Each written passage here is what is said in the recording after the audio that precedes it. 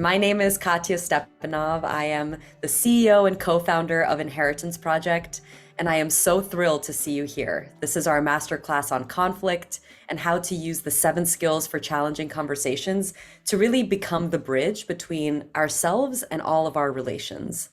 And I'll be guiding about 60 minutes of content today, and then I'll stay on for about 10 to 15 minutes afterwards for Q&A and discussion. So if you do need to leave right at 1 p.m., don't worry, we're going to finish all the content by then.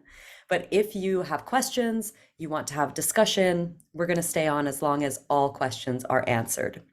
And if you have questions throughout the session, please don't hesitate to put them in the chat. And I'm joined by my co-founder, Ariel. He's supporting with tech and slides, and he'll also answer any questions that he can in the chat today. Let's take a breath together just to transition into this virtual space. Wherever you are, I invite you to feel your feet on the ground and the seat beneath you. Give your eyes a much needed break from the screen and take a deep breath in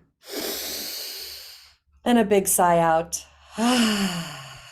Let's do 2 more of those because it feels really nice. Deep breath in, maybe the shoulders come up to the ears.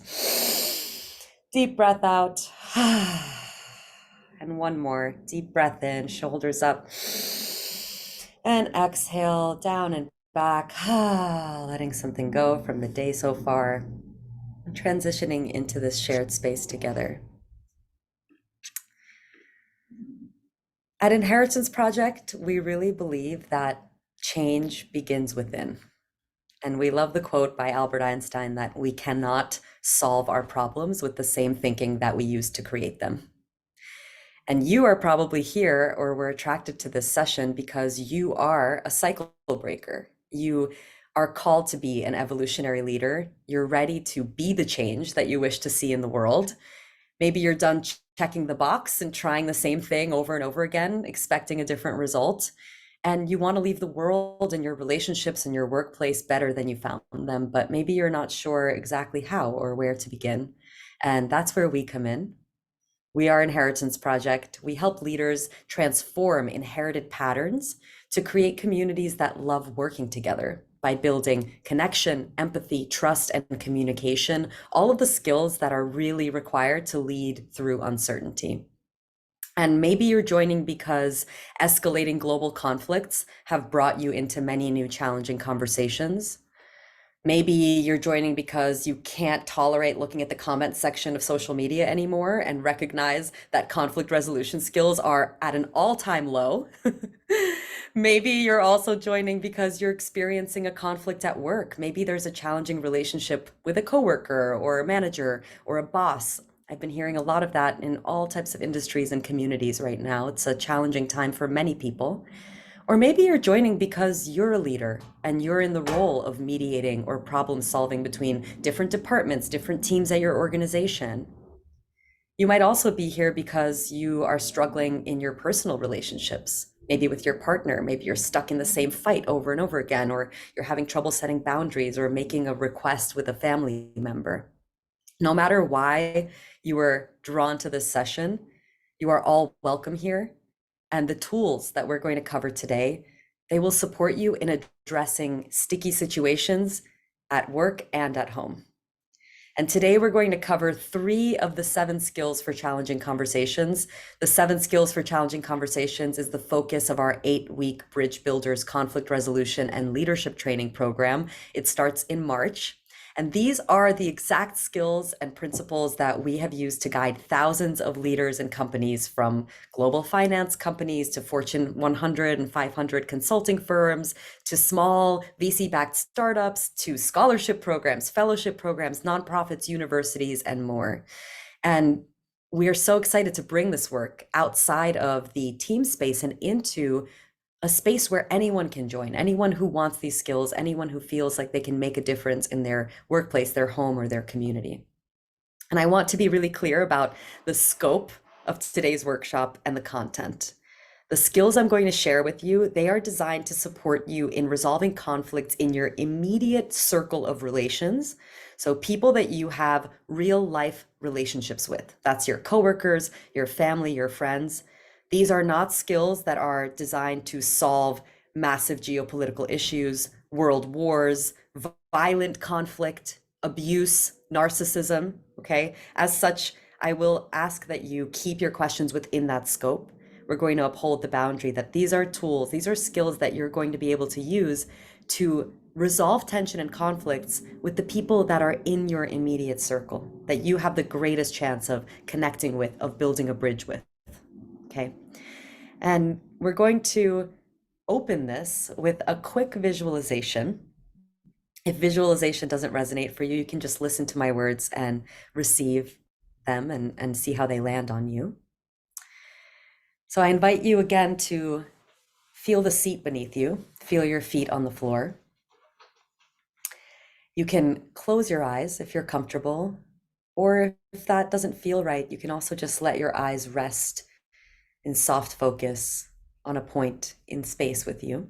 So you can lower them, anything that just allows you to bring your attention and focus inward. And we'll start by just listening to our breath, noticing our breath. A lot of cultures around the world and in the US have practices to connect to the body and breath, because this is a practice that helps us become present and focused. And there's another reason why, and I'll talk to you about it in a little bit. So first, just feel the sensation of your ribs expanding with your inhale, contracting with your exhale. Perhaps the next inhale expands your ribs a little bit wider. You can take in a little bit more air. And releasing.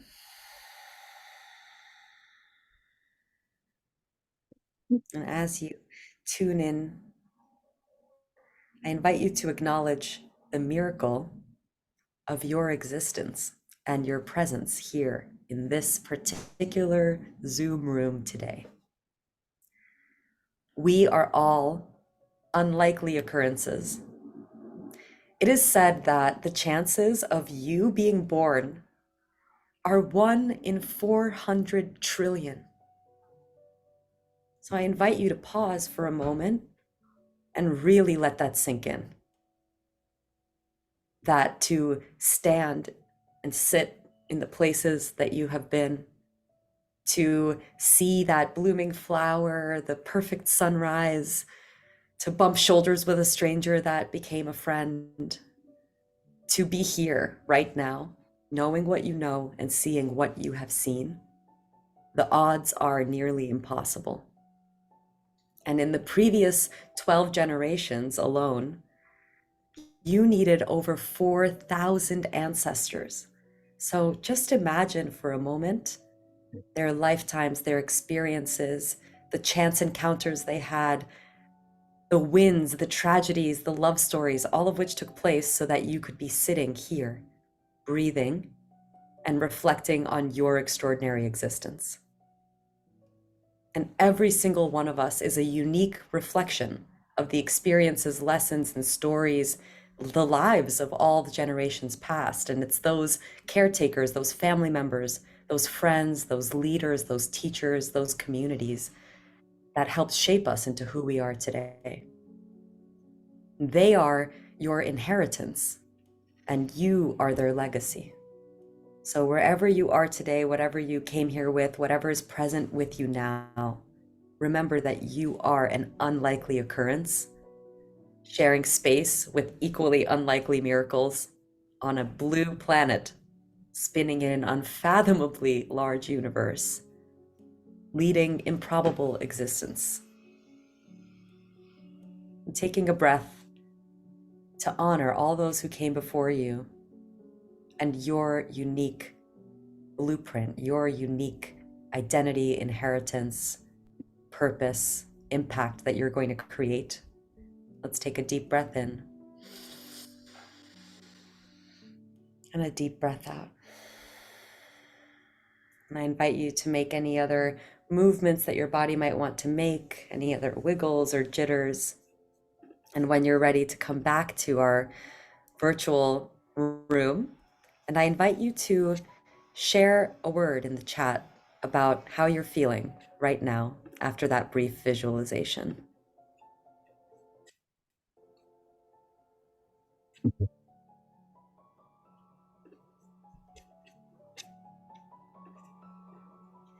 Calm, chill, extraordinary, thankful, peaceful, grateful, less overwhelmed a bit, grateful, grounded, centered, tender.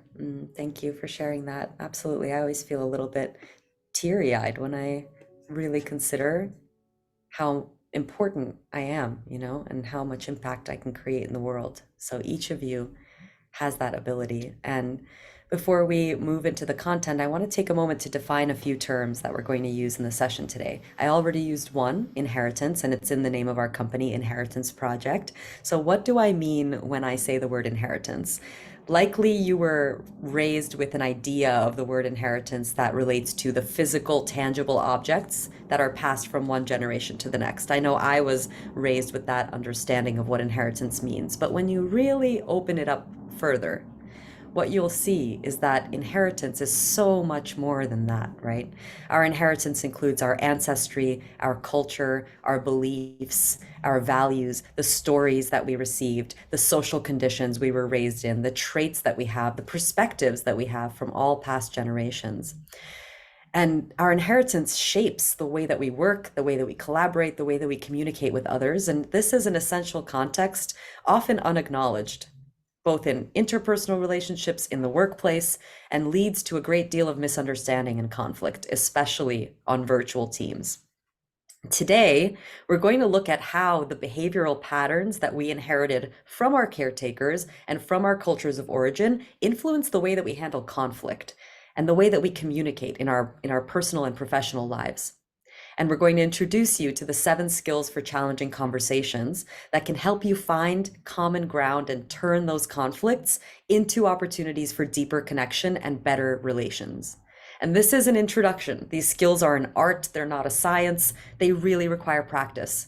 So if you're interested in practicing these skills, in changing your relational behaviors, we would love to support you on your journey, and we're going to share more about that at the end of the session. So let's also define conflict before we move on, because there's so many definitions of conflict in the world, and we want to be clear what we mean in the session when we say conflict. We define conflict as a struggle resulting from opposing needs, drives, wishes, or demands. And conflict is actually an essential component to constructive change. And yet so many of us inherit limiting beliefs and patterns related to conflict that prevent us from effectively communicating and not just building, but tending and caring for our relationships, especially across lines of difference. So who am I and why am I talking to you about conflict? I am Katya. I was born with a different name. I was born Yekaterina Olegovna Stepanova in the former Soviet Union. I was born in Minsk, Belarus, and I immigrated to the United States as a Jewish refugee when I was very young. And I grew up with 2 different cultures, right? The inherited culture of my household, and then the culture I was being socialized in America. And I also grew up with, an environment where we were in a survival state as a young immigrant family in the United States the majority of the time. So there was not often time for conscious communication, for calm nervous systems. I grew up in a household where nervous systems were dysregulated majority of the time. So I inherited a lot of behaviors around conflict, especially between me and my father, who was a very loud post-Soviet tank commander who got angry very, very quickly. I learned a lot of maladaptive behaviors in relating to conflict that did not serve me as I started to grow up and live in the world. And I understood that this was a really important aspect of my identity that I needed to investigate. I'm someone who has complex PTSD. I can be triggered very easily. Maybe this is resonating with some of you that are listening today. I understood that even though it is not my fault what I experienced in my childhood, it is my responsibility to investigate and repattern the maladaptive behaviors that I inherited from my childhood, from observing my parents in their conflict patterns, from observing not just my parents, but the media, the world around me, and how most people handle and deal with conflict.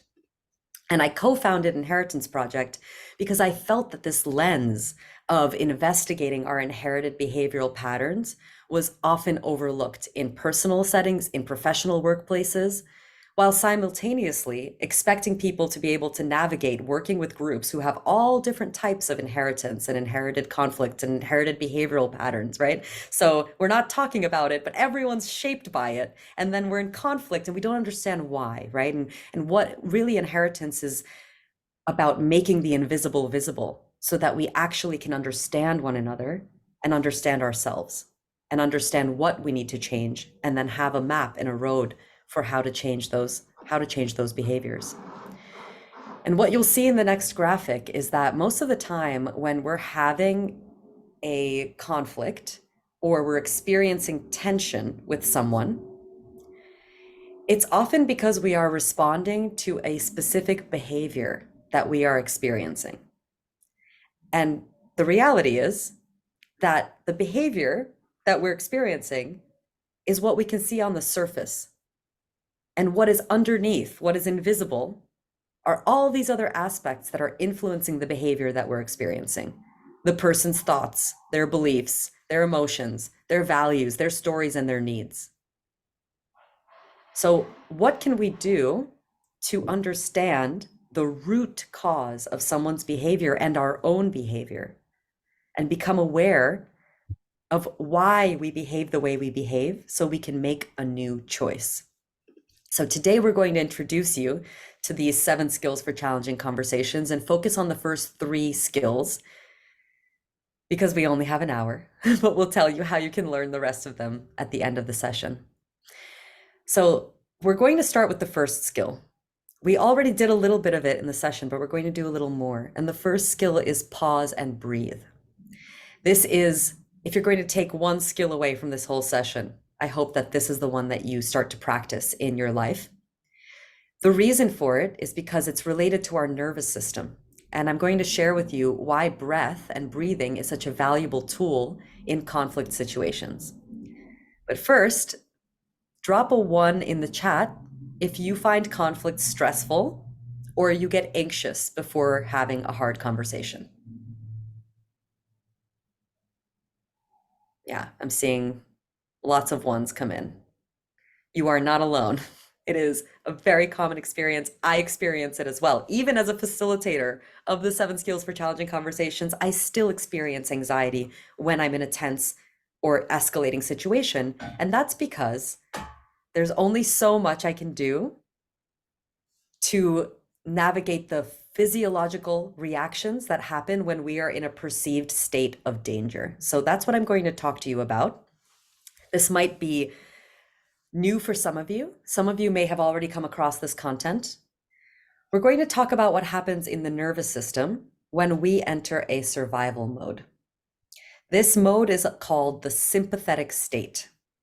And when we shift into a sympathetic state in the nervous system, we experience these various physiological sensations and cues. So when we say, I feel anxious, right? Or something's happening in my body, what's happening? There's actually really specific reactions that happen in the body and nervous system. You may experience shortness or quickening of breath. You might experience an elevated heart rate. You might sweat or feel hot or feel tight in your chest or stomach. You might experience racing thoughts. But why are you experiencing all of this? The reason is on the right side, because what happens in your mind is that your brain releases stress hormones into the bloodstream, adrenaline and cortisol, and it reduces blood flow to the activity in the prefrontal cortex of the brain. And the prefrontal cortex is the part of our brain responsible for empathy, compassion, and creative problem solving, which are all the skills we need to resolve conflicts effectively. But when we enter a sympathetic state, blood flow, we literally shut down in that part of our brain. And instead, our amygdala turns on, which is what governs our fight flight responses in our body. Also, what happens is that blood flow reduces to the digestive system, which is often why we can't eat when we're anxious, because we're really not in a state to be able to digest, right?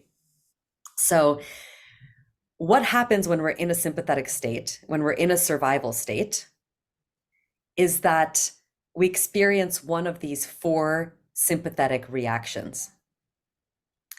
And I'm sure you're, that most of us don't make our best decisions when we're stressed out. So, what can we do? What can we do about the sympathetic reaction state and the four default reactions that we might end up in if we're experiencing stress or conflict? So, on the next slide, you'll see there are four common sympathetic state responses. And if you're not sure what your default state or conflict style is, ask the people you work with and ask your friends because they know. And I want you to look at these, right? We have fight. So perhaps when I'm faced with perceived danger, I respond by raising my voice, interrupting, making sure my point is heard, and moving into an aggressive state and facing it head on. Maybe I activate the flight response, where I want to avoid the conflict completely and run away from the perceived danger. Maybe I freeze and I feel like I'm unable to speak or act or make a choice. And I'm just stuck in an observational state of observing the conflict escalating without knowing how to respond. The fourth reaction is fawn. So fawning is placating. It's like agreeing immediately to whatever the other person wants so that we don't have to engage in the conflict and we can just try to find our way out of it, right? Each of these reactions are learned behaviors that are based on different contexts.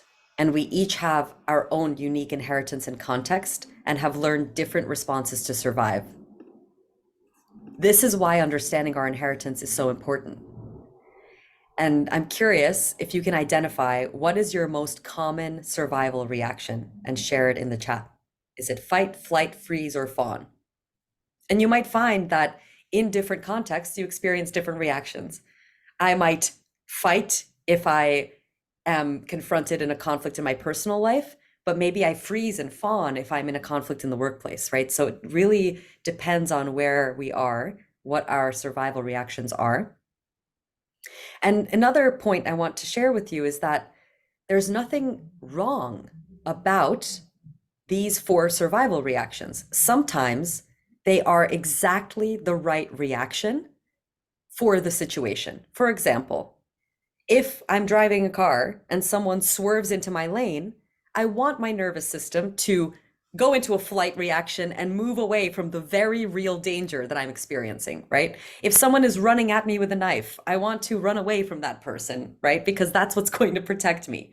Unfortunately, our brain cannot differentiate between person veering into my lane and someone who disagrees with me. So we might have an outsized reaction to a perceived conflict or perceived danger in our environment based on our inheritance and based on our nervous system behavior and default reaction pattern. The good news is that there's something that you can do about this. There is a tool that you can use to communicate with your nervous system. And it's actually one of the only ways that we as human beings can communicate with our nervous system. So this is why, while there's no sequence to the 7 skills, pause and breathe is always the first skill to use and often the hardest. The good news is that just 6 seconds of deep, slow breathing shifts your nervous system out of a sympathetic or survival state and towards a parasympathetic state. And the reason for that is that breath is the remote control of our vagus nerve. Our breath controls the part of our body, the nerve, that governs every emotional state in our body. So our breath happens both consciously and unconsciously. You don't have to think about breathing. It's something that you just do without thinking about it. But if you are consciously breathing and using specific breath patterns, you can start to communicate with your vagus nerve and with your nervous system and shift out of a survival reaction, turn your prefrontal cortex back on, and have access to all the skills that you need to actually address the conflict in front of you. So we're going to practice one very simple breath pattern that you can use anytime. And the reason we're going to teach you this one is because it's the one that is most imperceptible. So you could do this in a fight with someone, or in a conflict, or when something's escalating around you, right? You're in a meeting and people are raising their voices. How can you maintain a state of calm so that you can actually bring the creative problem solving that you need to solve the situation? The breath practice that we're going to do is called elongated exhales. So it's really simple. The prompt is to exhale longer than your inhale. So we'll start by practicing inhaling for 4 counts and exhaling for 5. And then we'll lengthen the exhale a little bit just for you to experience it even now in this short amount of time. So once more, sit up tall in your seat. Let's breathe in for 1, 2, 3, 4, and exhale for 1, 2, 3, 4, 5. Let's inhale again. 1, 2, 3, 4, and exhale for 6. 1, 2, 3, 4, 5, 6. This time inhaling for 4. 1, 2, 3, 4, and exhaling for 7. 1, 2, 3, 4, 5, 6, 7. When you're ready, you can release that pattern and notice any subtle shifts that happened in your body from just 3 rounds of elongated exhales. If you leave with just one tool from the session, I hope you will leave with this one. And notice what happens when you practice this in an escalating situation. So the reason it's a skill is because we have to remember to do it, right? And in our training, you receive 8 weeks worth of breath practices that you have lifetime access to that help you stabilize your nervous system, because it's also a muscle. So the more that you practice this, just like going to the gym, right? The more that you put in repetition, the more your body will actually unconsciously activate these breath patterns when they are needed. So congratulations. You've already started to regulate your nervous system. The next skill that we're going to talk about is turn assumptions, notice assumptions and stories, and also turn assumptions into questions. They're kind of both parts of the same skill. We're going to practice noticing assumptions and stories through a game. This is one of my favorite games that we're going to play together today. The game is called What Do You See? And this game comes from the world of theater, comes from Theater of the Oppressed. And the purpose of this game is to learn the difference between an observation and an assumption or a story. So we're going to put an image on the screen. And what I'm going to ask you to do first is to share all the stories that come up when you see this image. And I want you to get as creative as possible. I want to see how many stories we can ask our brain to make up about what we're seeing on the images. Then we're going to go back through the same images, and I'm going to ask you to do something very challenging. And this is where we're going to practice. We're going to practice making neutral observations about what we see without adding story to them. It's one of the hardest skills for our mind to practice, and we're going to practice it together so that we can understand how to differentiate between observation and story. Does this make sense? Does anyone have any questions before we start? I'm going to ask you to write your stories and your observations in the chat so that I can see them and I can reference them, and I can, if when we get to the observations, I'll share another part of the game. So let's start with stories, okay? Warm up your imagination. Here we go. We'll look at our first slide. Tell me what is going on in this image. What's happening?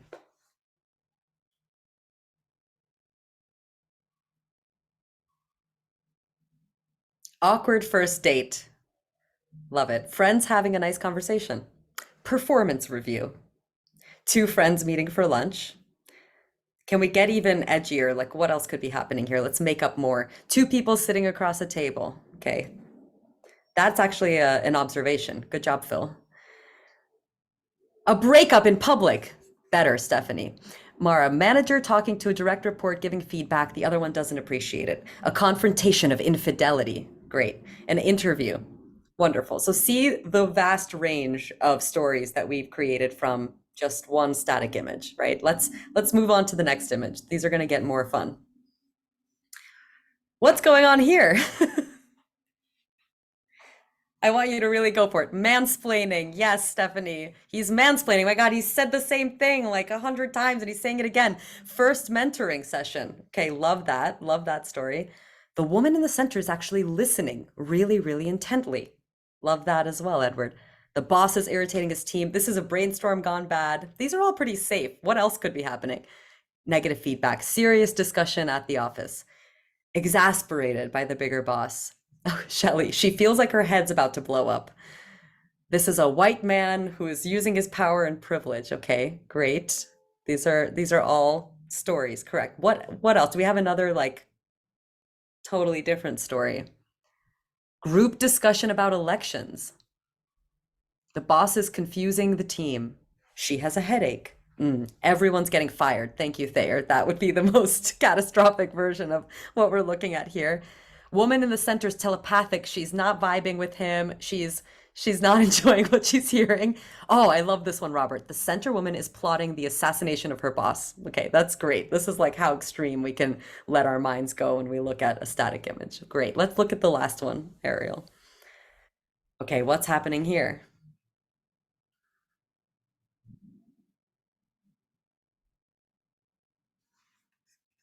A divorce. A divorce is approaching. Could be. What else could it be? She's pregnant and he didn't like it. Oh, wow, we have two people who have that story. He won't stop joking. Okay, love it. He got fired. There's a new song on the radio. Thank you, Phil. What else could this be? Oh, someone farted. Totally.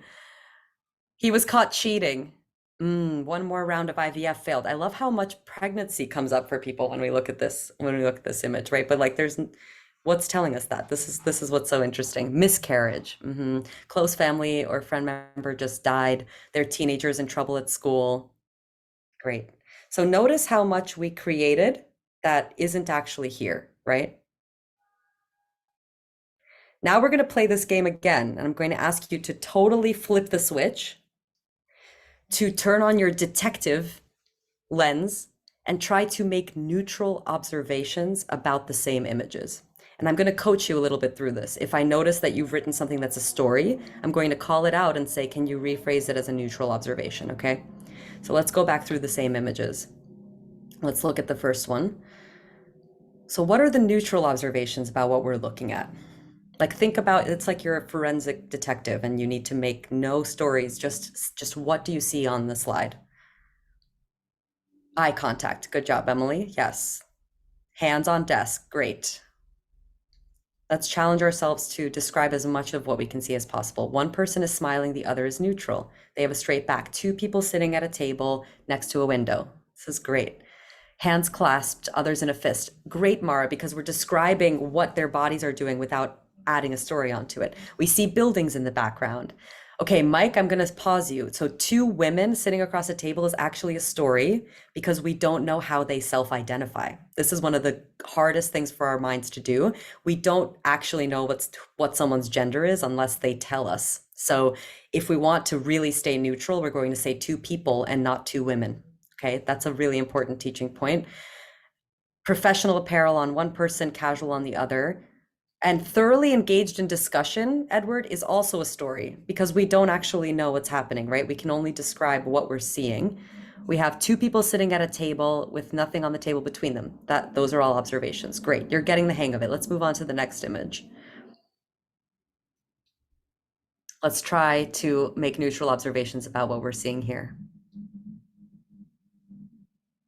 We're seeing a lack of eye contact. So people all looking in different directions, five people in a room. So Emily, what are their emotional expressions, varying emotional expressions? If we were going to describe them, what would we describe? Because our minds don't just make stories up from nowhere, right? We're observing something and then assigning meaning to it. Humans around a table, post-it notes on the boards in the background, great. Four people sitting at a table. What else can we observe though? Okay, great, Mara. Scrunched forehead with fingertips on temples. That is Excellent observation. Furrowed eyebrows, coffee cup. What else can we observe? So, what are we not naming? What are we not naming here? So man standing above the others, even here, even though our minds are telling us probably based on the clothing and other features that this person is a man, we actually don't know that unless he told us that he's a man. So person standing above the others is how I would rephrase that. Coats but no ties, two people of color, three people who are white. Great. Thank you, Robert, for naming what we're not talking about, right? Coats but no ties. Okay, great. Let's move on to the last image for the sake of time. Let's try to make let's try to make neutral observations here. What can we see? Actually, Shelley, yes, we can observe what color we think someone's skin is, but race is something that would be self-identified. So I can say this person has what I would say is brown skin, but I can't tell you what their race is unless they tell me what their race is. Does that make sense? One person has hand across the waist, the other is holding their head. Great. One is looking down and away. Two people in a room with a sterile background. Sterile would be a story still, right? We could say white background, but sterile has a certain meaning, right? Arms across lower abdomen, head held in hand, distance between two humans. The room is white, a mirror and a bowl, shelf and plants. Great. Great.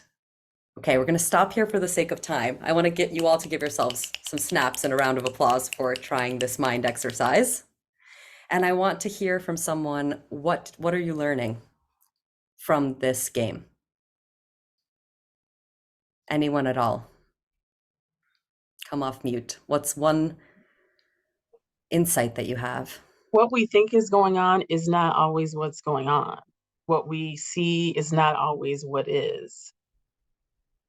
Absolutely, Kim. Thank you. What we see is not always what is happening. I also see in the chat here, we make S- tons of assumptions. Absolutely, my. Nina says, I'm Suspending, learning my. Oh, yeah, go ahead, Gina. Go ahead. suspend your first judgment. Yeah, suspend your first judgment. Anyone else want to share and bring their voice into the conversation? I see some great insights in the chat too. Learning that my focus jumps to the setting before the humans. Absolutely. We tend to avoid what we're scared to make observations about, right? We're a little bit nervous to observe humans because our brains know, oh, I want to make sure I'm not making up a story. And the thing about this game is our brains are designed to make up stories. It's actually one of the ways that we adapted to survive, right? So we could make a snap judgment that might save our life in a certain situation. Unfortunately, we go about making up stories about 100% of what we're seeing in the world around us. And most of the time, 99.9% of those stories are wrong because we don't actually know what's happening until we ask the people involved. So this is, I love all the other insights in the chat and absolutely agree with them. We have filters, we jump to conclusions, and it's challenging to stay neutral, right? And where do our conclusions come from? What's informing what we see? Can someone tell me? Our own Our experiences. inheritance. 100%. Our experiences, our inheritance, our imagination, our conditioning. We're each of us is seeing through our own set of glasses, right? Based on what we've experienced in our life. And one of the greatest challenges in conflict resolution is to be aware of our brain's tendency to make up stories based on past experiences and our inheritance.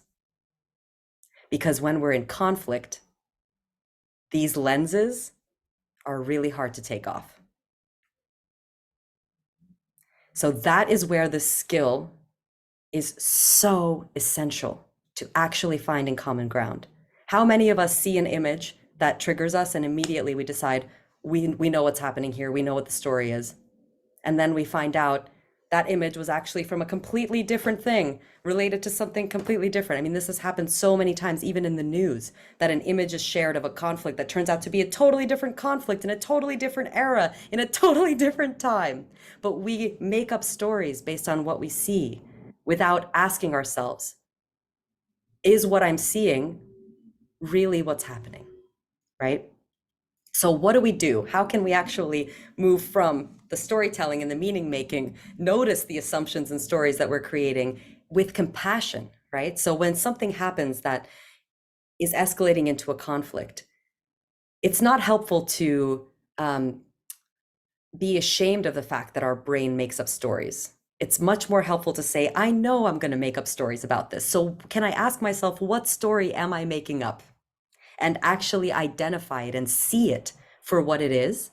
And then can I turn that story into a question that I can actually genuinely ask that person? So the third skill that we're going to wrap up our session with today is leading with curiosity. And this is one of the really art of the 7 skills aspect, because we can lead with curiosity in different ways, right? We love a quote from the author of Nonviolent Communication that empathy is a respectful understanding of what others are experiencing. But instead of offering empathy, we often have a strong urge to give advice or reassurance or explain our position or explain our own feeling. And empathy actually calls us to empty our mind and listen to others with our whole being. So why do we want to lead with curiosity in all of our conflict situations? It's because we want to avoid people feeling misunderstood, judged, or humiliated. Because how often, so let me ask you something, how many of you, when you're in a stressful situation, speak in final draft? Like, is the first thing that you say to someone actually what you mean? Likely no. We have an idea at Inheritance Project called speaking in draft. And we love to apply this idea to everyone in the world, which is that most people speak in draft. They say something, it's a first draft of what they meant to say. And if we don't ask follow-up questions, or we don't ask them to clarify what they mean, a lot of the time, the real truth of what they were trying to say, the real intention, is completely lost. So how can we use this tool of leading with curiosity to genuinely investigate what's happening so that we can gather all the data that we need to make an accurate judgment on the situation? You're going to practice this right now with a real life challenge that you're experiencing, okay? And the last thing I'll say about this before we do the exercise is there's a great inner compass that you can follow around leading with curiosity, which is, am I asking this question genuinely because I want to know the answer from the other person? Or am I asking because I need something or I need a specific answer? For example, how many of you have ever asked the question, are you okay? Really because you're not okay and you need them to be okay? I mean, this happens all the time in my relationships and my friend groups, right? The way that we ask something, right? The way that we ask something will also influence the way that someone responds to us. So if I notice that I'm seeing certain facial expressions, emotional expressions, body language from someone, how do I ask them a question and genuinely empty my storytelling and my assumptions to hear what's really going on with that person? This is one of the best skills that we can develop for leadership and problem solving. So you're going to practice this with a real life situation. How many of you can identify at least one situation or conflict between you and someone in your immediate environment that is on your mind right now, or keeping you up at night, or stressing you out? Can I just see a show of hands? Okay, great. We're not alone. Look, so many of us are dealing with challenges and conflict, okay? So the truth is that no matter who you are, the quality of your life is defined by the quality of your relationships. So you're going to choose a situation that you're currently having, or maybe you've had it in the past, and you're going to apply these 3 skills to the situation at hand, okay? So we're going to write for 5 minutes, and then we're going to wrap up for 5 minutes. On the screen, you're going to see a series of prompts, and I invite you to take yourself on this journaling journey and see if you can apply the 3 skills that you just learned to the situation and gain a new insight from it. So the questions are, what happened in the conflict? What's the sequence of events that you remember? Who was involved? What behaviors provoked you? And then what's the story that you have about the situation and the people involved versus the neutral observations of what happened? And then looking at the story, what are a few questions that you could ask them to lead with curiosity? And with the time that we have left, I would love to hear from 2 people. What are your takeaways? What's an insight that came through for you in revisiting the situation from this new lens? Is anyone willing to share?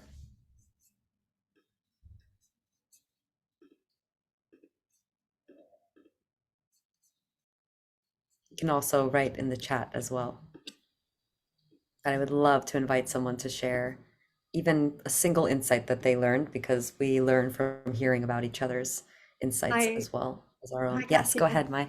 I'm Mai. Very nice to meet everybody here today. I'll share that sometimes I'm the people leader in a lot of tech organizations, and sometimes I express my opinion, and that gets me in trouble sometimes because my job is to identify gaps or issues, but sometimes the words that I use can come across almost offensive. It's almost like I'm telling the co-founder that his baby is ugly. And so that's never taken as easily as I'd like to think. But I always feel like it's my job. And that's the story I'm telling myself, is that it's my job to identify things that either other people can't say out loud, or it's me being courageous to say, here's something that perhaps other people are missing or not seeing. And I think the observations around this, Katya, now that I'm just like writing it out, is that maybe in my view, I like being able to be the one that spots the patterns, because that gives me a little bit of power. It's almost like I like being called the courageous one in the room, because if not me, who's going to do it? And so that's why I think the observation is interesting, because maybe that's too much power, or maybe I'm taking over power that I shouldn't be. So I need to cede some of that power a little bit to whoever else is on the executive team. But I have like a list of 5 questions to ask in the future about, like, do they want my opinion? Like, are they ready to hear the truth, or where are we in the journey of exploration? And like, maybe let's think about the highest priorities. Is this really the right forum or space to talk about these things? So that's briefly what I wrote down. Wow, I love all 3 of those questions, Mai. Thank you so much for sharing this. And one story I heard was, if not me, who will do it? Ah, this is one of the most common stories that we hear, especially from team leaders, right? Where and that story will fuel us always jumping in, right? What happens if we say, if we just challenge or just investigate that story, right? What if I didn't say something, someone else might have a chance to step into that courageous space, right? Or how might I ask a question, a leading question in the group, and say, who sees gaps here? Does anyone see any gaps here? And then who knows, maybe that quiet person that never has a chance to speak up is going to jump in and say something so brilliant that they wouldn't have said, because one of us is operating from the I've got to say it because no one else will story, right? So this is just one minor tiny shift that I think is so meaningful for creating inclusive environments, right? How often are we just letting the story fuel our behavior without just asking ourselves, what if there's something even better here for me, right? What if there's a better question, or something that I might be able to shift in myself that's going to shift the dynamic between me and the people that I'm with, right? So I really, really appreciate that insight. I see also some in the chat that I want to name. Identifying our own triggers shows that it wasn't so much the other person, but rather other things going on for ourselves. That is such a deep insight, Mara. I mean, what you're speaking to is, we're all going to get triggered at some point or another based on our inheritance and our past experiences, right? in that moment, can I be self-responsible to ask to do this work for myself before I react? So that's why pause and breathe is the first skill, right? Interrupt the reaction pattern. Pause, give yourself space to reflect. Give yourself space to detangle the story and the observation. What questions can I ask? You're going to come back to that situation from a completely different place, more grounded, more thoughtful, and it will change the way that you interact with the people that you may have had that spark or that trigger or that conflict with. So we don't have time to go deeper into this right now, but I do want to share with you how you can learn the rest of the 7 skills. Will you drop a 1 in the chat if you want to hear what our course is about and how we can support you?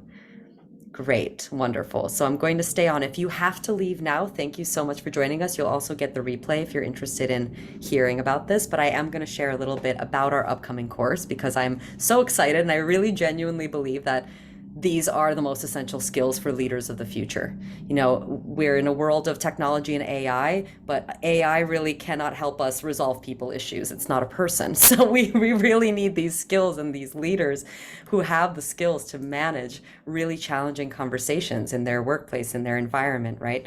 So I want to share with you that we have our next cohort of Bridge Builders. It is an 8-week conflict resolution and leadership training. And what you will learn in that program is how to apply the 7 skills to a real life challenge or conflict that you're experiencing. So you will improve your relationships, whether it's with your boss, your family, your coworkers. You'll gain inclusive leadership tools that you can use every single day, regardless of whether you're in a formal leadership role or not, and improve a conflict in your life. So the way the course is structured is that there are live workshops every other week for 8 weeks that will teach you the 7 skills for challenging conversations. And I'm going to show you the page that Ariel also dropped a link to in the chat. So if you want to look at it on your own screen, you're welcome to. So the dates of this program are going to start March 28th and go till May 16th.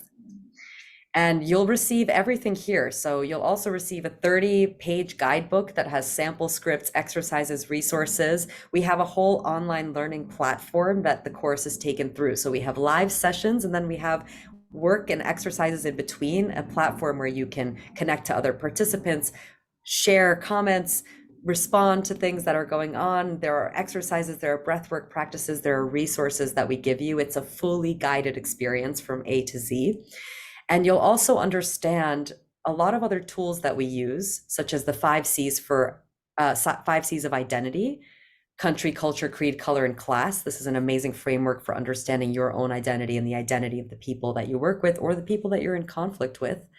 And you'll also understand how to work with your nervous system and how to repattern certain patterns that you inherited from a very young age that have been practiced your entire life. So the reason why we do this course in a group is because all of these skills are relational. So we want to change our relational behaviors, but then we practice it by ourselves or by just reading a textbook, and that's never going to work. We need to practice these skills in relationships. So we practice them together in the course with people who are not part of that conflict, right? Who can give us really valuable feedback, who we can learn to repattern with and also grow with and learn from in community.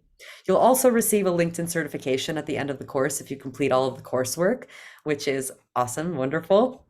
And you get lifetime access to the recordings, to the course content, to the breath practices, to all of the resources that we offer you. In terms of logistics, just to give you a sense of that, here are the dates and times. So all of our sessions will be after work so that you don't have to take time off of work to do this course. They'll be Thursdays from 5:30 to 7:30. You can see we have a workshop on 1 week in March, April, we have a break, and then we have 5 more after that. And then we have space for you to close out the course and complete your coursework at the end. And for those of you who are here, so currently we have our slightly later bird price. Our early bird ended at the end of last year, but currently the course is still at a discount of $695 for all 7 weeks that you'll experience. Also, all of you, because you're on this workshop and you showed up today, you're going to get a special $100 off code. So just for you, if you enroll through the end of this week, you can have all of this, the whole course, the whole experience for less than $600. And you're going to be with a cohort. We already have about 20 people who are enrolled, who are all from diverse backgrounds, diverse workplaces. It's really going to be a really powerful group. So if you feel like now is the right time for you to learn these skills and improve your relationships, improve the way that you show up in your leadership, we would love to have you in this cohort with us.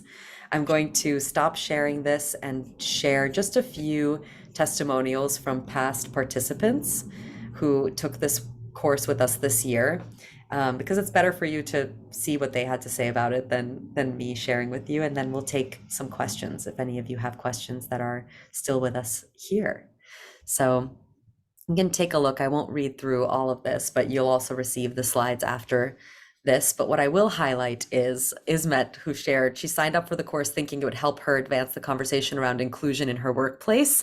And what caught her by surprise was the realization that this course could change her life, both in personal and professional context, that she learned so much about herself, experienced meaningful transformation in both sides of work and life. And she discovered that the most effective way to create inclusion is to start by changing herself, and says this course was life-changing for her. So it was amazing to have Isma. She wanted to come to this and share her voice with all of you, but couldn't make it today. Catherine Kranick, she says being exposed to the skills like pausing, breathing, curiosity-led communication, and conflict resolution has also transformed her personal and professional growth. Oh, cool. Shelley says Ismet's a dear friend. Yeah, I loved having her in the cohort, and she really became like a leader inside of our group and shared so much meaningful, additional, personal experience with us. So that's what's also great about being in a group of people all learning this together. We learn by hearing each other's challenges, successes, failures, right? We learn in mirroring and hearing each other's stories. So yes, Catherine says that this journey of professional excellence has shaped a resilient and interconnected version of herself, which I love those words. And then I think we have two more testimonials that we can share with you, and then I'd love to answer your questions. I see from Stephanie. Just those two. Oh, okay, great. Stephanie says, I work in restaurants and would like to consider the course, but can't take Thursday evenings off work. I see. I know that's tough. Stephanie, send me a note personally. I'll put my email in the chat, and we can either see what we can do, because I'd love to actually have you in the cohort with us. If not, then we're going to offer it. We're going to offer it again, and offer it in different contexts as well. And yes, I see. Is there gender and racial diversity in our cohort? Absolutely, there is. These just happen to be two testimonials from women, but there have been many men who took the course as well, and people who are also non-binary and have other gender identities. Okay, since you're here, those of you who are here, do you have questions that I can answer for you? Like, no question is too small, too big. We're here, so I'd love to answer anything that's top of mind for you, even if it's about the content that we went over today.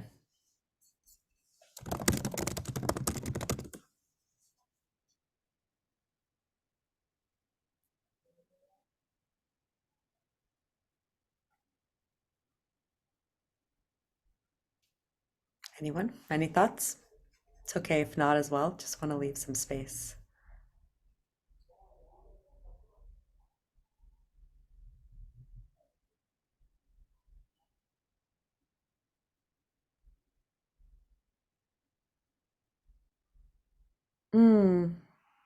Thanks for asking, Shelley. Shelley says, in a recent email, you mentioned feeling alienated and returning to the heart of your work. Yes. So what I'll share is, we are a young company, and we really think these skills are going to change the world. Like, I've seen it. I've seen it firsthand in the cohorts that I've taught. People coming in and saying, this saved my marriage, or this saved, this huge conflict that I was experiencing in my life. What we strayed from is we were thinking, how do we get the word out about this, right? And we started outsourcing a lot of our marketing, and realized that that's actually not authentic for us as co-founders of our team. Really, all this content comes from our hearts and our lived experience, and we use these tools on our own team. Like, these very tools saved our own company, right? Saved our own co-founder interpersonal dynamics. And we realized that by trying to outsource marketing for something that comes from us, it really made us stray away from the heart of this work, and we are not going to ever do that again. So that was a big shift. We realized that really this comes from us, and we're the ones who are carrying it and holding it, presenting it, and talking about it. So this year you're going to see a lot more personal reflections from us, right? And less following the advice of, again, inherited beliefs of how you're supposed to grow your business, and more us saying what's really true and authentic for us. And so even here, if you're listening to this recording or you're listening to me now, if maybe this course isn't right for you right now, but maybe you can think of someone in your life that could really use these skills, right? Someone who's struggling, who's up at night, who's complaining to you on the phone about conflict all the time, whether it's with their friend or their co-founder or their boss. Like, please share this with them. Please spread the word, because I really genuinely believe that these 7 skills are a new way of building bridges that we desperately need right now, especially as the world becomes more polarized, as we work more and more remotely, as there's more and more distance between us physically and ideologically. How do we make that bridge, right? To actually find common ground and collaboration with the people around us. That's what we want to guide the world towards, and empower every single person listening or who's going to take the course to become a bridge builder, become someone who has the skills that you need to be the change that you want to see in the world around you. So we're going to close here, unless there are any other questions. And for those of you still listening, I invite you to take one more moment of introspection with me. I invite you to come back to your seat, sit up tall in your seat, close your eyes or lower your gaze, whatever is more comfortable to you. And I invite you to imagine a world where people approach conflict more consciously, where you have the skills and tools that you need to resolve conflicts in a new way, and the impact that that will create in your relationships, in your community, in your workplace.